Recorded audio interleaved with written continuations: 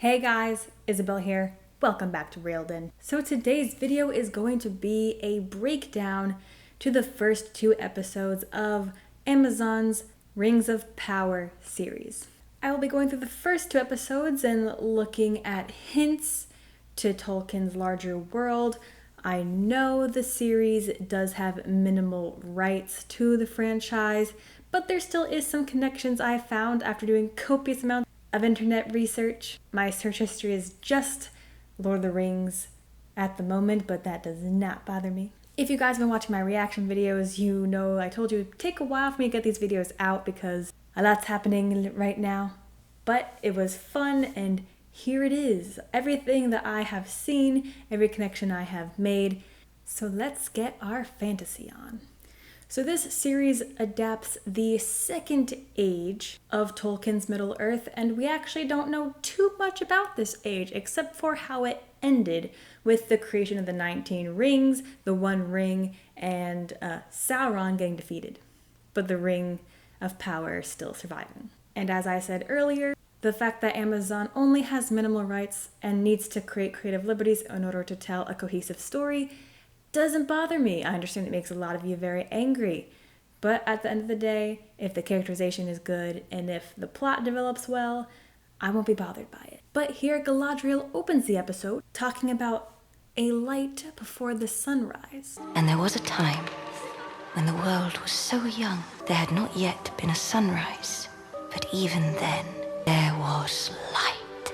And though she is describing her life when she was in the first age, it also indicates a major theme of Tolkien's writing: light versus dark, good versus evil, and all that happens in between. We see Finrod, Galadriel's eldest brother, walking towards the source of light that Galadriel has just mentioned, which are the two trees of Valinor: Laurelin, which is the gold tree, and Telperion, which is the silver tree. The location we are in is Valinor, which is an ethereal, undying realm created by the Valar, which you can think of as simply higher beings. I would even say higher celestial beings. In the episode, we see the elves leaving Valinor once the two trees are destroyed, though high elves are actually originally awakened in Middle-earth and then brought to Valinor. Except the Sylvan elves, who stayed behind in Middle-earth. But Galadriel goes on to explain how the two trees are extinguished by the forces of Morgoth, which leaves Valinor in darkness. And these stories that happen are depicting events from the First Age,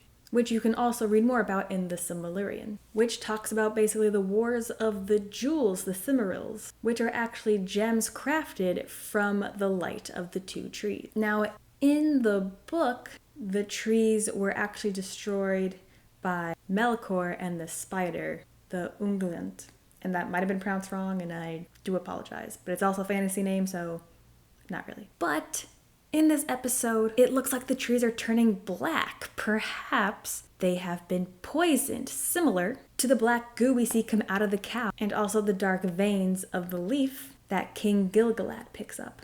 But moving forward, we get an explanation in the prologue of the events that happened when the elves arrived at Middle-earth. We see a huge battle with the eagles. I love seeing them in Lord of the Rings franchise, and I loved seeing them again now. We get an image of some bodies floating in water, which is most likely the aftermath of the War of Wrath, which is one of the final wars that led to Morgoth's defeat. But unfortunately, that war also sunk the landmass of Valyrian. But now, prologue over, we move forward centuries, and we join Galadriel as she discovers Morgoth's old stronghold. They discover some mummified orcs.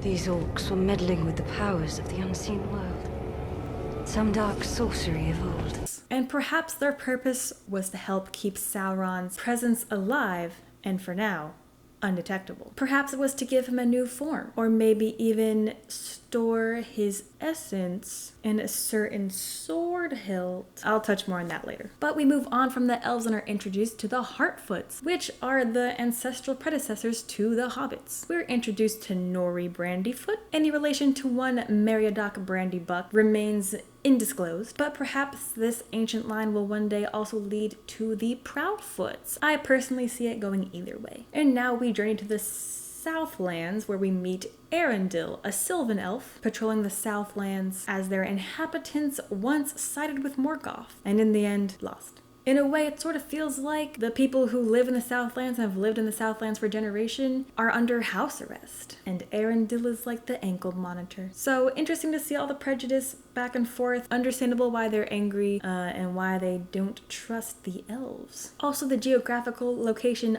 of the Southlands, I believe, will one day become Mordor. There's a lot of matching mountain ranges going on, and if this show depicts the origins of how Mordor came to be, I will honestly be very happy. But by the well, Brownwind gives Arundel Alphen seeds. Arundel hasn't seen these since he was young because he grew up in the Valyrian, which, as I said earlier, is the landmass that sunk in the War of Wrath. Arendel's partner, Minwar, says, "Only twice in known history has a pairing between elves and humans even been attempted, and on each occasion, it ended in tragedy.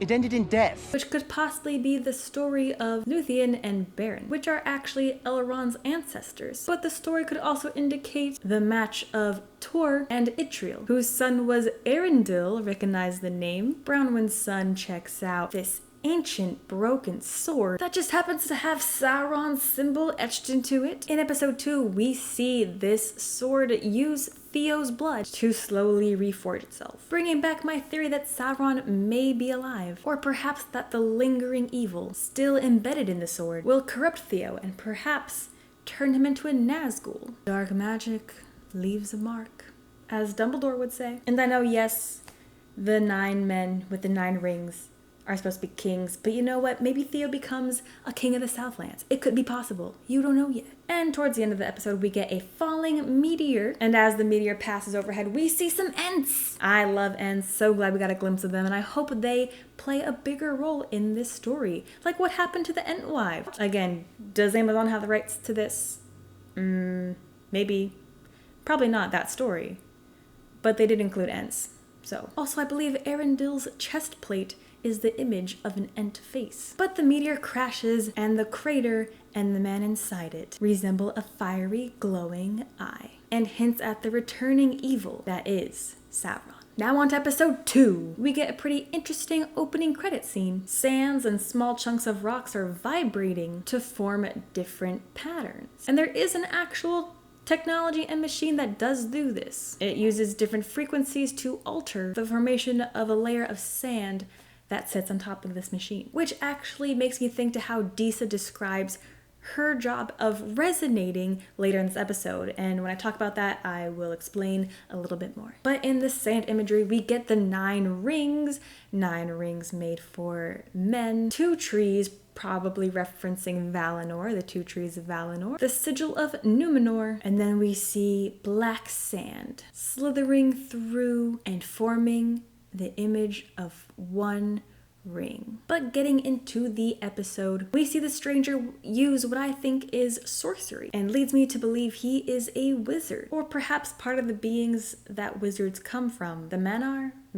I always pronounce that wrong. Now, I know there are a lot of theories to who this man could be. It might be Gandalf. If that ends up being true, it would contradict Tolkien's original writing, where Gandalf and the other wizards come at the beginning of the Third Age to help defeat Sauron. They were actually sent to Middle-earth by the Valar. I mean, the stranger does whisper to fireflies the same way Gandalf whispers to moths, so I can totally understand the connection. Another theory is that the stranger could be a blue wizard. Not too much is really known about blue wizards, but I think they did arrive in Middle-earth during the Second Age. I don't know. What do you guys think? Who do you think the stranger is? Leave a comment below. And now we see Eregion, the elven smith city. We see Feanor's hammer that wrought the Silmarils. Feanor was Celebrimbor's grandfather. And we find out Celebrimbor wants to build another tower. Tower? One that can host a forge, more powerful than any ever built, able to birth a flame as hot as a dragon's tongue and as pure as starlight. And if there's a tower in Lord of the Rings, you could just kind of expect that it's a bad one. It's gonna house something nefarious. But this tower will most definitely be the forge that in secret forges the 19 rings. I do wonder if they're going to contradict the fact that the one ring was made in the fires of Mount Doom I wonder if they'll have the One Ring of Power also forged in this tower. That will be a discussion for the future episodes, because I don't think Mount Doom exists yet. Mordor I don't believe exists yet, because I do think it's gonna be where the Southlands are eventually. But Elrond suggests visiting the dwarves to ask help for building this tower. And we get to see Khazad-dûm, which we later know as Moria. Durin is mad at his old friend. 20 years will do that. You missed my wedding, the birth of my children, 2 of them. 20 years may be the blink of an eye to an elf, but I've lived an entire life in that time. And the reasoning, I think, connects with not only do the elves age differently than the rest of the species, as they live longer than them, but the show will be condensing the time so events happen faster. So maybe we will see the creation of Mordor by the end of the series, or the 3rd series, because I think this one is planning for 5. But I think condensing the timeline does make a bit more logistical sense, especially now that we get an idea of what the story is trying to tell. I mean, you would have to kill off the humans and recast them every single season, so logistically, I think it just makes a bit more sense. We meet Durin's wife, Disa, who I love, by the way. I can't wait to see more of her. And she describes resonating. You see, a mountain's like a person. Sing to it properly. Each of those parts will reflect your song back to you, showing you what might be hidden, where to mine, where to tunnel, and where to leave the mountain untouched. Which, if you wanted a visual, just look back to the opening credit sequence. It may also be helpful to think of resonating a little bit like echolocation. Sound is compiled of vibration and reverberations, and when sound comes into contact with a solid object, it pings back off of that object, and you can actually tell the object's density and sometimes even the material it is made out of. We have modern day machinery and softwares that do this all the time. So it's really cool to see how the dwarves actually sort of put a science to how they build their mines. And she also describes where she leaves the mountain untouched. I know your minds and my mind were both thinking about that Balrog. We know one was awakened in the depths of Moria, so I will be very excited to see how that happens. Could we be getting a whole different Balrog? Yes, we could. But in the end of the episode, we see Durin and his father discussing what I believe is a new discovery for Khazad-dûm. And even though we don't see what it is they're looking at, I believe it is the raw form of mithril. For those of you who don't know, Frodo's chainmail is made of mithril, and basically nothing could penetrate his armor. Moria is known for being rich in mithril, so the fact that this object is something Durin and his father guard so secretly, I think it's pretty reasonable to assume that's what it is. And like how King Thror became greedy and obsessed with the gold and gems and riches of his mountain, I wonder if the same will happen to Durin or his father as they delve deeper for mithril. And throughout this episode, Galadriel has been adrift in the sea, and her whole journey is gonna be, I think, her sort of seesawing between light and dark, good and touching the darkness. But her story on the sea ends when a man on a ship discovers her and, I think Helbrand is his name, floating adrift. We're obviously all assuming this man is saving Galadriel and Helbrand, and perhaps this man might be Isildur. But we'll have to wait till next episode to really find out. Well guys, that was everything that I saw in the first 2 episodes of The Rings of Power. Be sure to leave a like on the video. If I missed anything, feel free to leave it in the comments. I did have difficulty trying to translate some of the elf and dwarf writing, so if you guys know that, feel free to leave a comment as well. And be sure to subscribe to the channel so you don't miss future Rings of Power reaction videos, as well as Rings of Power breakdowns. I may not be able to do a breakdown for every episode, but I will certainly try my best. But guys, thank you so much for watching, and I'll see you next time.